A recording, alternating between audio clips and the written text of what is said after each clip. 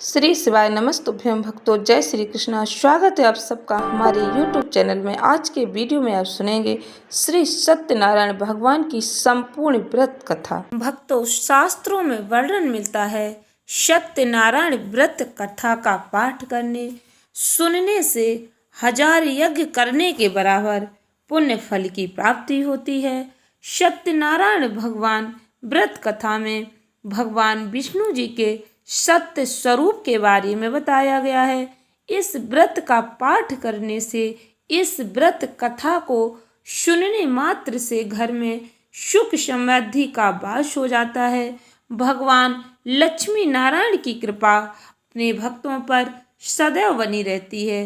भक्तों, सत्यनारायण व्रत कथा का पहला अध्याय। एक समय की बात है, नैमिषारण्य तीर्थ में शौनकादि 88,000 ऋषियों ने श्री सूत जी महाराज से पूछा, हे प्रभु, इस कलयुग में वेद विद्या रहित मनुष्यों को प्रभु भक्ति किस प्रकार मिल सकती है तथा उनका उद्धार कैसे होगा। हे मुनि श्रेष्ठ, कोई ऐसा तप बताइए जिससे थोड़े समय में ही पुण्य मिले और मन वांछित फल की प्राप्ति हो जाए। इस प्रकार की कथा सुनने की हम सब इच्छा रखते हैं। सर्व शास्त्रों के ज्ञाता सूत जी बोले, हे वैष्णवों में पूज्य, आप सभी ने प्राणियों के हित की बात पूछी है, इसलिए मैं एक ऐसे श्रेष्ठ व्रत को आप लोगों को बताऊंगा जिसे नारद जी ने लक्ष्मी नारायण जी से पूछा था और लक्ष्मीपति ने मुनि श्रेष्ठ नारद जी से कहा, आप सब इसे ध्यान से सुनिए। एक समय की बात है, योगीराज नारद जी दूसरों के हित की इच्छा के लिए अनेकों लोकों में घूमते हुए मृत्यु लोक में आ पहुँचे। यहाँ उन्होंने अनेक योनियों में जन्मे प्रायः सभी मनुष्यों को अपने कर्मों द्वारा अनेकों दुखों से पीड़ित देखा। उनका दुख देख नारद जी सोचने लगे कि कैसा यत्न किया जाए जिसे करने से निश्चित रूप से मानव के दुखों का अंत हो जाए।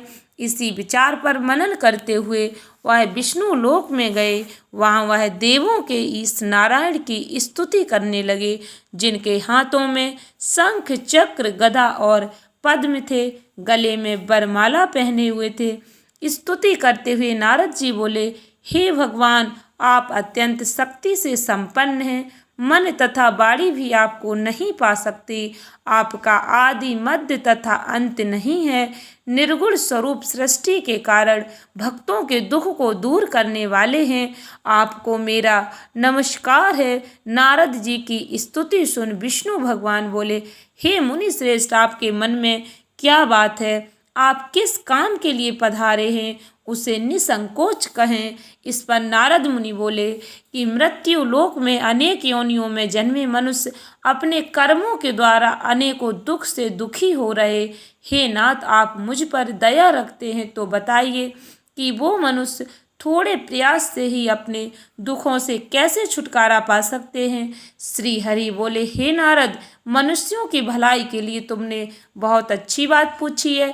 जिसके करने से मनुष्य मुँह से छूट जाता है, वह बात मैं कहता हूँ, उसे सुनो। स्वर्ग लोक व मृत्यु लोक दोनों में एक दुर्लभ उत्तम व्रत है जो पुण्य देने वाला है। आज प्रेम बस होकर मैं उसे तुमसे कहता हूँ। श्री सत्यनारायण भगवान का यह व्रत अच्छी तरह विधान पूर्वक करके मनुष्य तुरंत ही यहाँ सुख भोग कर मरने पर भी मोक्ष पाता है। श्री हरि के वचन सुन नारद जी बोले कि उस व्रत का फल क्या है और उसका विधान क्या है। यह व्रत किसने किया था, इस व्रत को किस दिन करना चाहिए, सभी कुछ विस्तार से बताएं। नारद की बात सुनकर श्री हरि बोले, दुख व शोक को दूर करने वाला, यह सभी स्थानों पर विजय दिलाने वाला है। मानव को भक्ति और श्रद्धा के साथ शाम को श्री सत्यनारायण की पूजा धर्म परायण होकर ब्राह्मणों व बंधुओं के साथ करनी चाहिए। भक्ति भाव से ही नैवेद्य केले का फल, घी, दूध, गेहूं के आटे का सवाया लें।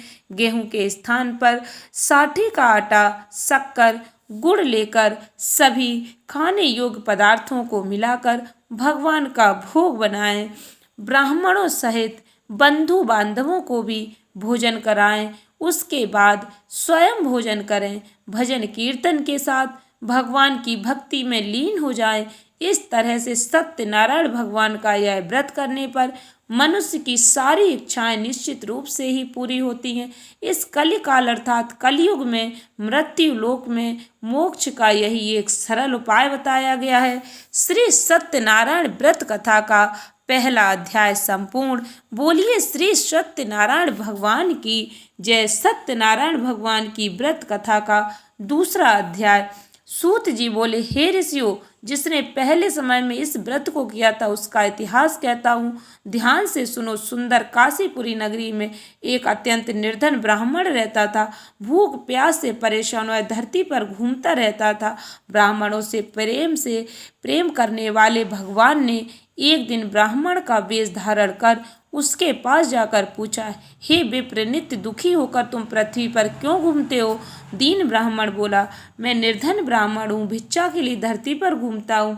हे भगवान, यदि आप इसका कोई उपाय जानते हो तो बताइए। वृद्ध ब्राह्मण कहता है कि सत्यनारायण भगवान मनोवांछित फल देने वाले हैं, इसलिए तुम उनका पूजन करो। इसे करने से मनुष्य सभी दुखों से मुक्त हो जाता है। वृद्ध ब्राह्मण बनकर आए सत्यनारायण भगवान उस निर्धन ब्राह्मण को व्रत का सारा विधान बताकर अंतर ध्यान हो गए। ब्राह्मण मन ही मन सोचने लगा कि जिस व्रत को वृद्ध ब्राह्मण करने को कह गया है मैं उसे जरूर करूँगा। यह निश्चय करने के बाद उसे रात में नींद नहीं आई। वह सवेरे उठकर सत्यनारायण भगवान के व्रत का निश्चय कर भिक्षा के लिए चला गया। उस दिन निर्धन ब्राह्मण को भिक्षा में बहुत धन मिला, जिससे उसने बंधु बांधवों के साथ मिलकर श्री सत्यनारायण भगवान का व्रत संपन्न किया। भगवान सत्यनारायण का व्रत संपन्न करने के बाद वह निर्धन ब्राह्मण सभी दुखों से छूट गया और अनेक प्रकार की संपत्तियों से युक्त हो गया। उसी समय से वह ब्राह्मण हर माह इस व्रत को करने लगा। इस तरह से सत्यनारायण भगवान के व्रत को जो मनुष्य करेगा वह सभी प्रकार के पापों से छूटकर मोक्ष को प्राप्त होगा। जो मनुष्य इस व्रत को करेगा वह सभी दुखों से मुक्त हो जाएगा। सूत जी बोले कि इस तरह से नारद जी ने नारायण जी से कहा, श्री सत्यनारायण व्रत को मैंने तुमसे कहा, हे विप्रो, मैं अब और क्या कहूँ? ऋषि बोले, हे मुनिवर, संसार में उस विप्र से सुनकर और किस किसने इस व्रत को किया, हम सब इस बात को सुनना चाहते हैं। इसके लिए हमारे मन में श्रद्धा का भाव है। सूत जी बोले, हे मुनियों, जिसने इस व्रत को किया है वे सब सुनो। एक समय वही विप्र धन व ऐश्वर्य के अनुसार अपने बंधु बांधवों के साथ इस व्रत को करने को तैयार हुआ। उसी समय एक लकड़ी बेचने वाला बूढ़ा आदमी आया और लकड़ियां बाहर रखकर अंदर ब्राह्मण के घर में गया। प्यास से दुखी हुआ लकड़हारा उनको व्रत करते देख विप्र को नमस्कार कर पूछने लगा कि आप यह क्या कर रहे? तो उन्होंने बताया कि व्रत कर रहा हूँ तथा इसे करने से क्या फल मिलेगा, कृपया मुझे भी बताएं। ब्राह्मण ने कहा, सब मनोकामनाओं को पूरा करने वाला सत्यनारायण भगवान का व्रत है। इनकी कृपा से ही मेरे घर में धन धान्य की वृद्धि हुई है। विप्र से सत्यनारायण व्रत के बारे में जानकर लकड़हारा बहुत प्रसन्न हुआ। चरणामृत लेकर प्रसाद खाने के बाद वह अपने घर गया। लकड़हारे ने अपने मन में संकल्प किया कि आज लकड़ी बेचने से जो धन मिलेगा उसी से श्री सत्यनारायण भगवान का उत्तम व्रत करूंगा। मन में इस विचार को ले बूढ़ा आदमी सिर पर लकड़ियां रख उस नगर में बेचने गया जहाँ धनी लोग ज्यादा रहते थे। उस नगर में उसे अपनी लकड़ियों का दाम पहले से 4 गुना अधिक मिलता है। बूढ़ा प्रसन्नता के साथ दाम लेकर केले, शक्कर, घी, दूध, दही, गेहूं का आटा ले और सत्यनारायण भगवान के व्रत की अन्य सामग्रियां लेकर अपने घर गया। वहां उसने अपने बंधु बांधवों को बुलाकर विधि विधान से सत्यनारायण भगवान का पूजन और व्रत किया। इस व्रत के प्रभाव से वह बूढ़ा लकड़हारा धन, पुत्र आदि से युक्त होकर संसार के समस्त सुख भोग कर अंत काल में वैकुंठ धाम चला गया। श्री सत्यनारायण व्रत कथा का दूसरा अध्याय संपूर्ण। बोलिए श्री सत्यनारायण भगवान की जय। सत्यनारायण भगवान की कथा का तीसरा अध्याय। सूत जी बोले, हे श्रेष्ठ मुनियों, अब आगे की कथा कहता हूँ। पहले समय में उल्का मुख नाम का एक बुद्धिमान राजा था। वह सत्य वक्ता और जितेंद्रिय था। प्रतिदिन देव स्थानों पर जाता और निर्धनों को धन देकर उनके कष्ट दूर करता था। उसकी पत्नी कमल के समान मुख वाली सती साध्वी थी। भद्रशिला नदी के तट पर उन दोनों ने श्री सत्यनारायण भगवान का व्रत किया। उसी समय साधु नाम का एक वैश्य आया। उसके पास व्यापार करने के लिए बहुत सा धन भी था। राजा को व्रत करते देखकर वह विनय के साथ पूछने लगा, हे राजन, भक्ति भाव से पूर्ण होकर आप यह क्या कर रहे हैं? मैं सुनने की इच्छा रखता हूँ, तो आप मुझे बताएं। राजा बोला, हे साधु, अपने बंधु बांधवों के साथ पुत्र आदि की प्राप्ति के लिए एक महाशक्तिमान श्री सत्यनारायण भगवान का व्रत और पूजन कर रहा हूँ। राजा के वचन सुन साधु आदर से बोला, हे राजन, मुझे इस व्रत का सारा विधान कहिए। आपके कथन अनुसार मैं भी इस व्रत को करूँगा। मेरी भी संतान नहीं और इस व्रत को करने से निश्चित रूप से मुझे संतान की प्राप्ति होगी। राजा से व्रत का सारा विधान सुन व्यापार से निवृत्त हुआ अपने घर गया। साधु वैश्य ने अपनी पत्नी को संतान देने वाले इस व्रत का वर्णन कह सुनाया और कहा कि जब मेरी संतान होगी तब मैं इस व्रत को करूँगा। साधु ने इस तरह के वचन अपनी पत्नी लीलावती से कहे। एक दिन लीलावती पति के साथ आनंदित हो सांसारिक धर्म में प्रवृत्त होकर सत्यनारायण भगवान की कृपा से गर्भवती हो गई। 10वें महीने में उसके गर्भ से एक सुंदर कन्या ने जन्म लिया। दिनों दिन वह ऐसे बढ़ने लगी जैसे कि शुक्ल पक्ष का चंद्रमा बढ़ता है। माता पिता ने अपनी कन्या का नाम कलावती रखा। एक दिन लीलावती ने मीठे शब्दों में अपने पति को याद दिलाया कि आपने सत्यनारायण भगवान के जिस व्रत को करने का संकल्प किया था उसे करने का समय आ गया है। आप इस व्रत को करिए। साधु बोला कि हे प्रिय, इस व्रत को मैं उसके विवाह पर करूँगा। इस प्रकार अपनी पत्नी को आश्वासन देकर वह नगर को चला गया। कलावती पिता के घर में रहकर वृद्धि को प्राप्त हुई बड़ी हो गई। साधु ने एक बार नगर में अपनी कन्या को सखियों के साथ देखा तो तुरंत ही दूत को बुलाया और कहा कि मेरी कन्या के योग्य वर देख कर आओ। साधु की बात सुनकर दूत कंचन नगर में पहुंचा और वहां देखभाल कर लड़की के सुयोग बाड़िक पुत्र को ले आया। सुयोग्य लड़के को देख साधु ने बंधु बांधवों को बुलाकर अपनी पुत्री का विवाह कर दिया। लेकिन दुर्भाग्य की बात यह कि साधु ने अभी भी श्री सत्यनारायण भगवान का व्रत नहीं किया। इस पर श्री भगवान क्रोधित हो गए और श्राप दिया कि साधु को अत्यधिक दुख मिले। अपने कार्य में कुशल साधु बनिया जमाई को लेकर समुद्र के पास स्थित रत्नासारपुर नगर में गया। वहां जाकर दामाद ससुर दोनों मिलकर चंद्रकेतु राजा के नगर में व्यापार करने लगे। एक दिन भगवान सत्यनारायण की माया से एक चोर राजा का धन चुरा कर भाग रहा था। उसने राजा के सिपाहियों को अपना पीछा करते देख चुराया हुआ धन वहां रख दिया जहां साधु अपने जमाई के साथ ठहरा हुआ था। राजा के सिपाहियों ने साधु वैश्य के पास राजा का धन पड़ा देख तो वह ससुर जमाई दोनों को बांधकर प्रसन्नता से राजा के पास ले गए और कहा कि उन दोनों चोरों को हमने पकड़ लिया है, आप आगे की कार्रवाई की आज्ञा दें। राजा की आज्ञा से उन दोनों को कठिन कारावास में डाल दिया गया और उनका सारा धन भी उनसे छीन लिया गया। श्री सत्यनारायण भगवान से श्राप से साधु की पत्नी भी बहुत दुखी हुई। घर में जो धन रखा था उसे चोर चुरा ले गए। शारीरिक मानसिक पीड़ा, भूख प्यास से अति दुखी हो अन्न की चिंता में कलावती के ब्राह्मण के घर गई। वहां उसने श्री सत्यनारायण भगवान का व्रत होते देखा। फिर कथा भी सुनी। वह प्रसाद ग्रहण कर रात को घर वापस आई। माता की कलावती से पूछा कि हे पुत्री, अब तक तुम कहाँ थी, तेरे मन में क्या है? कलावती ने अपनी माता से कहा, हे माता, मैंने एक ब्राह्मण के घर में श्री सत्यनारायण भगवान का व्रत देखा है। कन्या के वचन सुन लीलावती भगवान के पूजन की तैयारी करने लगी। लीलावती ने परिवार व बंधुओं सहित सत्यनारायण भगवान का पूजन किया और उनसे वर मांगा कि मेरे पति तथा जमाई शीघ्र घर आ जाएं। साथ ही यह भी प्रार्थना की कि हम सबका अपराध क्षमा करें। श्री सत्यनारायण भगवान इस व्रत से संतुष्ट हो गए और राजा चंद्रकेतु को सपने में दर्शन देखा कि हे राजन, तुम उन दोनों वैश्यों को छोड़ दो और तुमने उनका जो धन लिया उसे वापस कर दो। अगर ऐसा नहीं किया तो मैं तुम्हारा धन, राज, संतान सभी को नष्ट कर दूंगा। राजा को ऐसा कहकर अंतर ध्यान हो गए। प्रातःकाल सभा में राजा ने अपना सपना सुनाया। फिर बोले कि बड़े पुत्रों को कैद से मुक्त कर सभा में लाओ। दोनों ने आते ही राजा को प्रणाम किया।